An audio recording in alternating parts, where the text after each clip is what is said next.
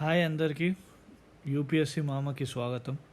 So మీరు ఇక్కడ దాకా వచ్చిండ్రు, ఈ వీడియో చూస్తుండ్రంటే ఆటోమేటికల్లీ మీకు యూపీఎస్సి పైన ఇంట్రెస్ట్ ఉండే ఉంటుంది. యూపీఎస్సి అనేది ఒక ఎగ్జామ్ కండక్ట్ చేసే కమిషన్. సో మనం స్పెసిఫిక్గా చూసేది ఏంటి అని అంటే సివిల్ సర్వీసెస్ ఎగ్జామినేషన్. సో ఇందులో బొచ్చడి ఎగ్జామ్స్ ఉంటాయి. సివిల్ సర్వీసెస్ కాకుండా ఆర్మీ రిక్రూట్మెంట్కి ఎన్డీఏ అనేసి అట్లాంటి బొచ్చడి ఎగ్జామ్స్ యూపీఎస్సి కండక్ట్ చేస్తుంది. సరేనా? అయితే ఈ యూపీఎస్సి ఎగ్జామ్ కండక్ట్ చేసినాక ఏదైతే సెలెక్ట్ అయిన క్యాండిడేట్స్ ఉంటారో సివిల్ సర్వీసెస్ ఎగ్జామ్లో వాళ్ళు టాప్ బ్యూరోక్రాట్స్ అవుతారు. ఇండియాలో ఎవరైతే మేజర్ బ్యూరోక్రాట్స్ ఉంటారో వాళ్ళు అది ఏంటేంటియో మనం ఈ వీడియోలో చూద్దాం. సరేనా? ఇప్పుడు ఫస్ట్ అయితే ఐఏఎస్లు, ఇండియన్ అడ్మినిస్ట్రేటివ్ సర్వీస్.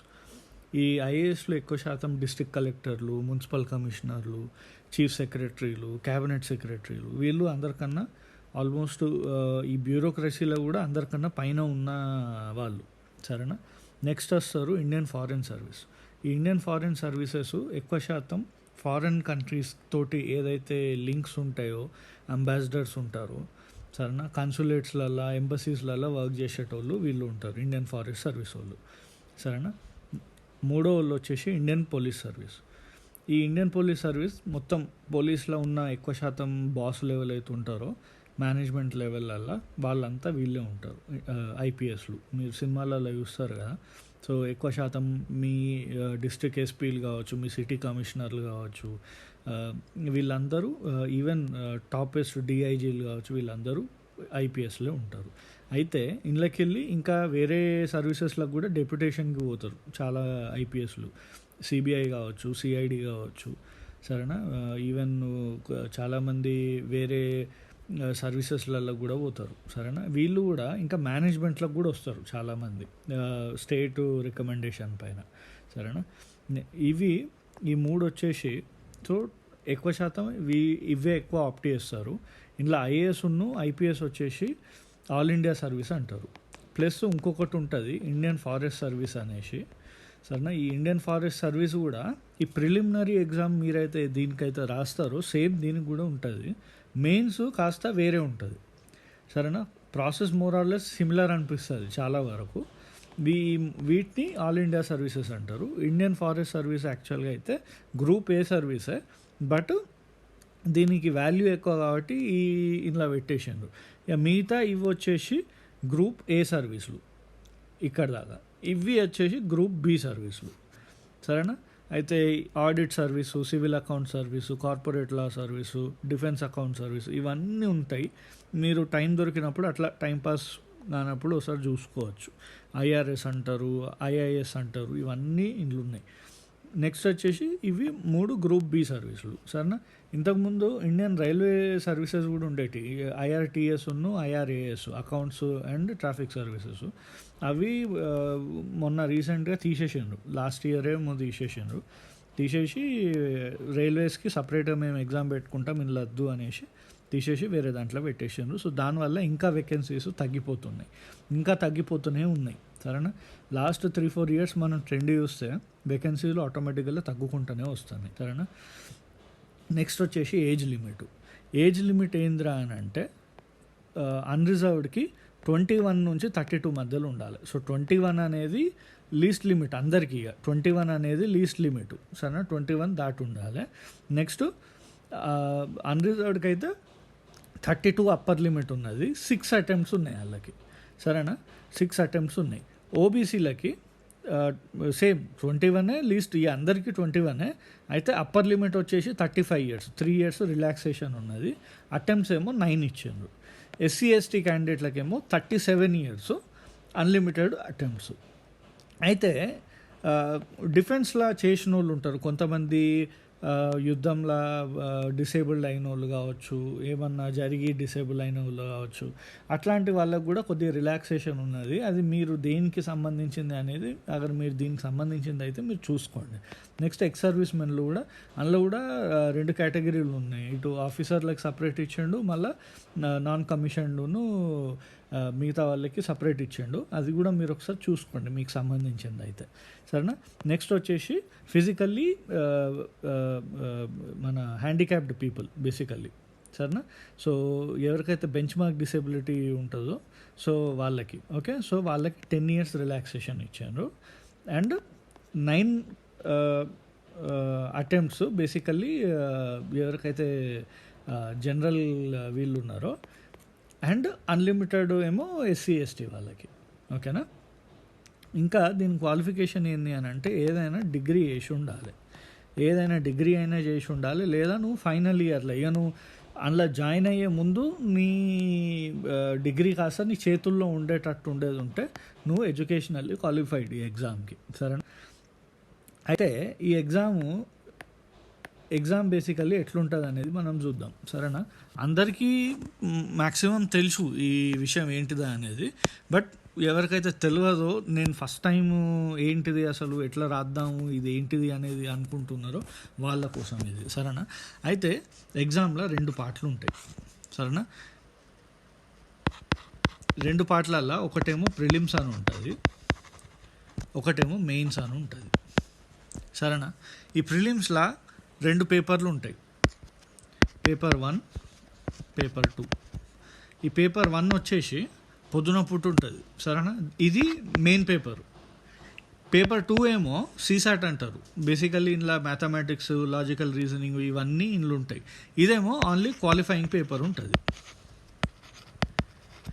సరేనా.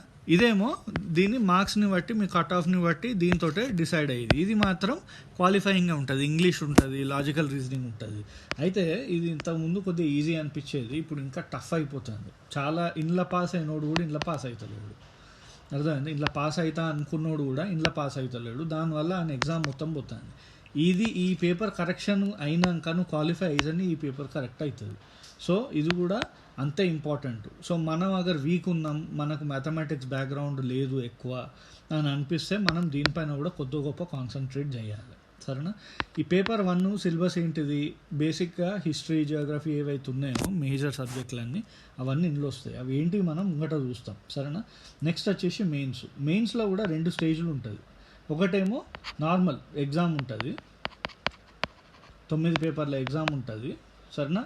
ఇది కూడా మనం క్లియర్ అయితే అంటే ఇందులో కూడా మనము టాప్లా వస్తే నెక్స్ట్ ఇంటర్వ్యూ ఉంటుంది. ఇంటర్వ్యూని బేసికల్లీ ఇంటర్వ్యూ అన్నారు ఇందులో. సరేనా.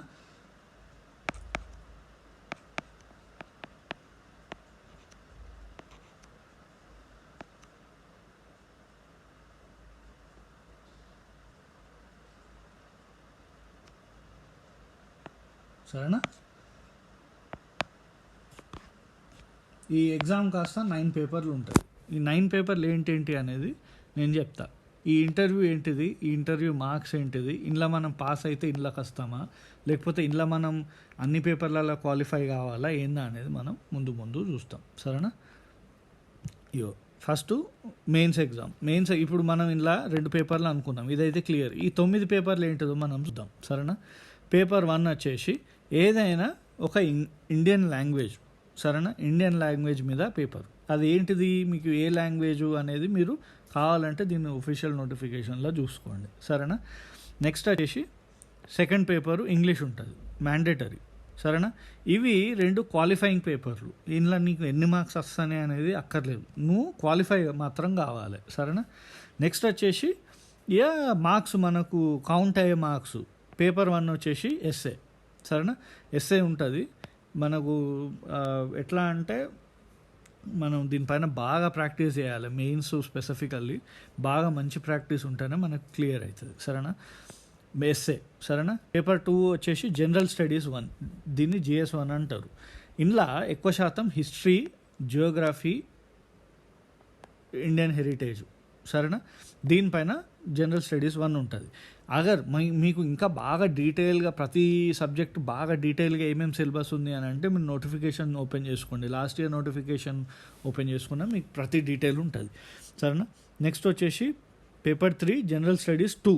ఇందులో ఎక్కువ శాతం polity, constitution, governance, social justice, international relations దీనికి సంబంధించింది. పేపర్ 4 వచ్చేసి జనరల్ స్టడీస్ 3 ఉంటుంది. Technology, economic development, biodiversity, environment, security, disaster management. సరేనా. పేపర్ 4 వచ్చేసి ఎథిక్స్, ఇంటిగ్రిటీ అండ్ యాప్టిట్యూడ్. సరేనా. పేపర్ 6-7 వచ్చేసి ఆప్షనల్ సబ్జెక్ట్స్ ఉంటాయి. మీరు ఆప్షనల్ సబ్జెక్ట్ ఒకటి సెలెక్ట్ చేసుకోవాలి. అవి ఏంటి అనేది ముందు చూస్తాం. నెక్స్ట్ వచ్చేసి పర్సనాలిటీ టెస్ట్, మనం అనుకున్నాం చూసినావా ఇంటర్వ్యూ అనేది. ఇది ఇలా ఎక్కువ శాతం మీకు ఎవరైతే ఇప్పుడు వాళ్ళకి ఎట్లా అంటే ఎన్ని వేకెన్సీస్ ఉంటాయో దాన్ని బట్టే వాళ్ళు మెయిన్స్కి తీసుకుంటారు. సరేనా? అయితే ఎన్ని వేకెన్సీస్ ఉంటాయో మెయిన్స్లోకి వెళ్ళి ఫిల్టరేషన్ కూడా టాప్ లేయర్నే తీసుకుంటారు. సరేనా? ఇది టోటల్ కాస్త 2025 మార్క్స్ నుంచి కౌంట్ అవుతుంది. అయితే మనకు ప్రిలిమ్స్ ఏదైతే ఎగ్జామ్ ఉందో అది కూడా క్వాలిఫైయింగ్ మాత్రమే. అంటే అందులో నీ మార్క్స్ కౌంట్ అవుతున్నాయి కానీ మెయిన్స్ దాంట్లో కౌంట్ కావు. సరేనా? ఇప్పుడు ఇక్కడ మనం ఏదైతే డిస్కస్ చేసినామో ఇది ఇంట్లో కౌంట్ కావు. ఈ మార్క్స్ ఇది పాస్ అయితే ఇంట్లోకి పోతావు నువ్వు అంతే. కానీ ఈ మార్క్స్ కలిపే నీ ఫైనల్ ర్యాంక్ అనేది డిసైడ్ అవుతుంది. ఈ ఫైనల్ ర్యాంక్ని బట్టే నీ సర్వీస్ అనేది సెలెక్ట్ అవుతుంది. సరేనా? సో ఇది మనకు బాగా ముఖ్యం. ఇది కూడా ముఖ్యమే, ఇది లేనిది మనం ఇలా పోలేం కదా, ఇది కూడా క్లియర్ చేయాల్సిందే. కానీ ఇది అనేది మనకు కౌంట్ అవుతుంది, బేసిక్ ఫండా అది. సరేనా? నెక్స్ట్ ఇప్పుడు మనకు ఆప్షనల్ సబ్జెక్ట్స్ ఏంటి? అగ్రికల్చర్ ఉన్నది, animal husbandry, anthropology, botany, chemistry, civil engineering, commerce, economics, electrical engineering, ఇట్లా ఇవన్నీ ఉన్నాయి. సరేనా? ఇంట్లో ఇవి కాక కొన్ని లిటరేచర్ సబ్జెక్ట్స్ కూడా ఇచ్చిండు.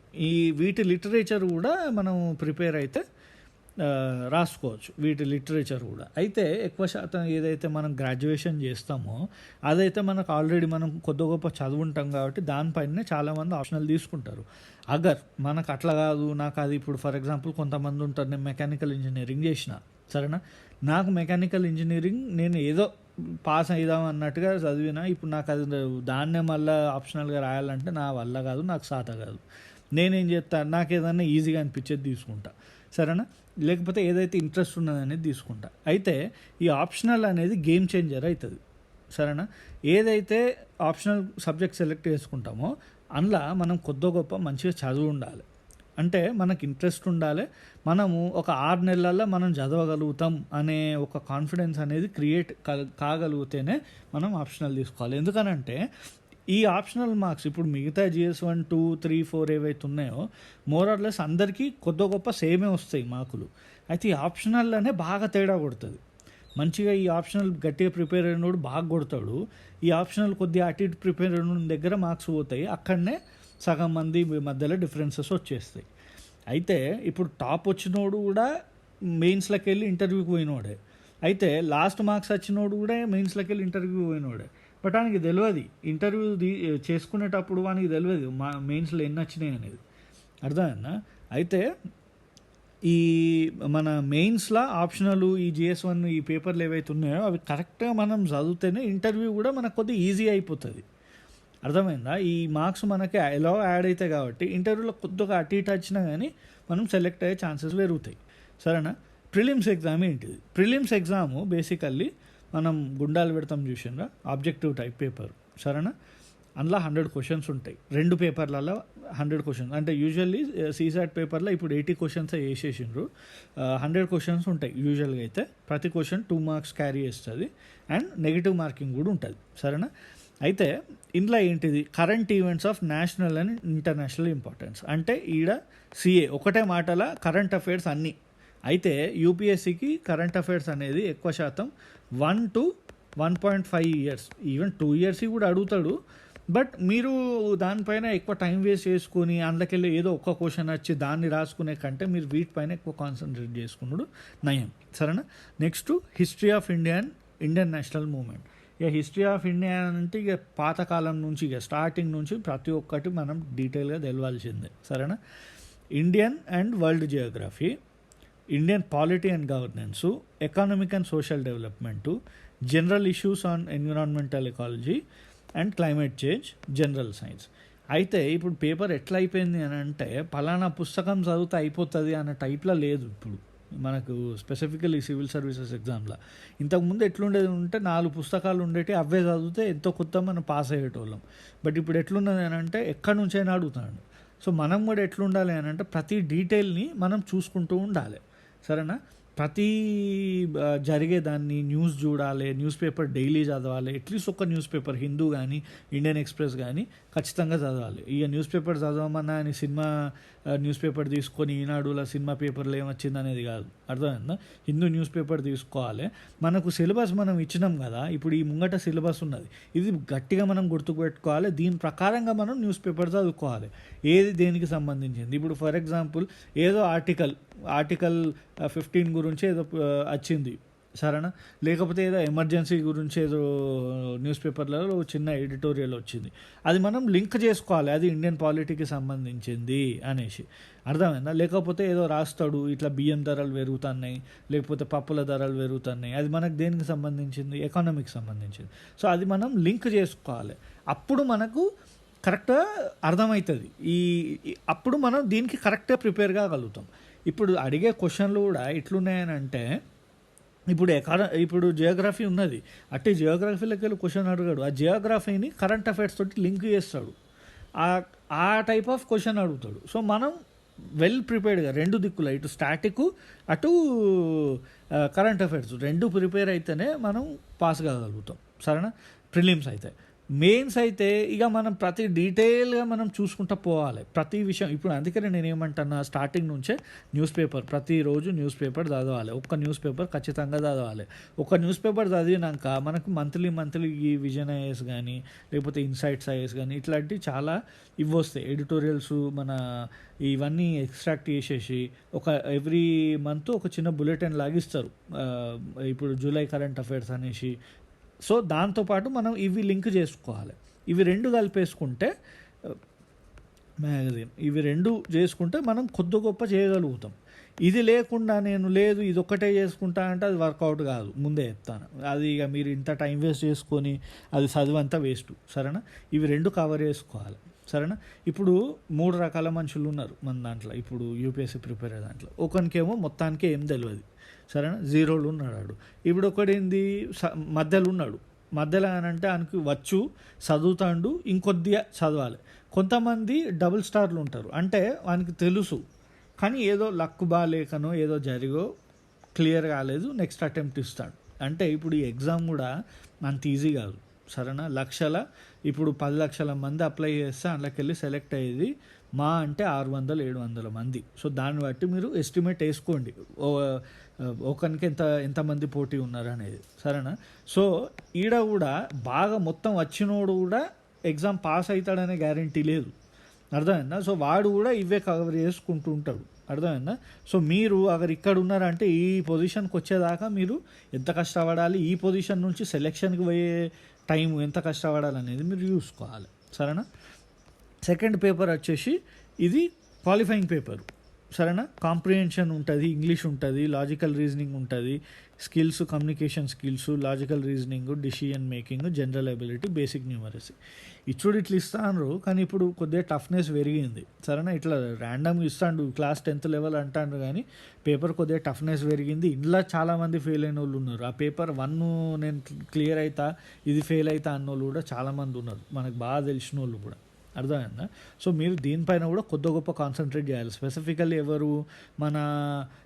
ఎవరైతే మ్యాథమెటిక్స్ బ్యాక్గ్రౌండ్ మొత్తానికే లేదు, ఎవరైతే బైపీసీ ఫీల్డ్లో ఎక్కువ ఉన్నారు, లేకపోతే ఆర్ట్స్లో ఎక్కువ ఎవరైతే ఉన్నారో వాళ్ళు ఎక్కువ శాతం మ్యాథమెటిక్స్ అవి ఎక్కువ టచ్ ఉండదు కాబట్టి వీళ్ళు కొద్దిగా ప్రాక్టీస్ చేసుకోవాలి. రోజు కాకపోయినా వారానికి 1 గంట 2 గంటలు ఇచ్చుకుంటే ఒక్కొక్క టాపిక్ పైన నువ్వు ఎగ్జామ్కి చేరుకునేదాకా ఈజీ అయిపోతుంది, సరేనా? ఇప్పుడు నెక్స్ట్ మనం ఏమేం బుక్స్ చదవాలి అయితే నేను కూడా కొన్ని వీడియోస్ మన న్యూస్ పేపర్ అనాలిసిస్ పెడదామని అనుకుంటున్నా, సరేనా?